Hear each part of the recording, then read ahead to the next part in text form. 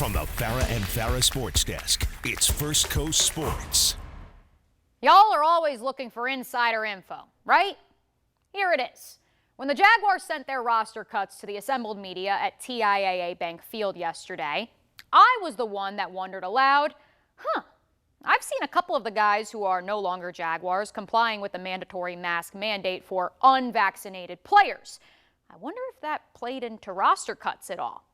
20 minutes later, in our availability with Urban Meyer, a Times Union columnist asked Meyer if, and I quote, vaccination status played a role in players making the roster.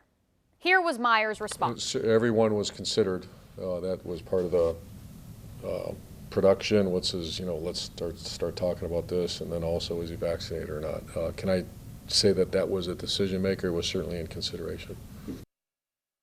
I'm literally going to put the transcript up here on your television screen so you can read that yourself. Because for whatever the reason, this honest answer has sparked an NFLPA investigation and drawn the ire of national pundits.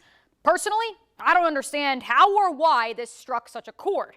Per NFL guidelines, if an unvaccinated player is a close contact, let alone tests positive for the virus, they are out 7 to 10 days. If a vaccinated player is a close contact, they can continue practicing. In a bottom line business, you'd rather have the guy who's most likely to be available to play, right? It's not like this is just the National Football League, folks. Just look at some of the news that rolled out across the other major league sports leagues today, just in the past 12 hours. The Washington Nationals became the first known Major League Baseball team to part ways with unvaccinated full-time employees. Note, that does not include players. However, in the NBA, unvaccinated players in markets with local requirements will not be allowed to enter the arena for practice or games unless they have approved medical or religious exemptions. And for those who want to rail on Urban for stirring the pot, we already had this conversation 4 months ago to the day. Bill's GM Brandon Beane said he would consider vaccination status when making roster moves in May. For what it's worth, the Bills have several players on their roster who are unvaccinated, as do the Jags. And some of those players were never in danger of being cut. Vaccination status be damned. But when it comes to the final 2 or 3 roster spots, where it's really close to who makes it and who doesn't, yeah, it's a factor.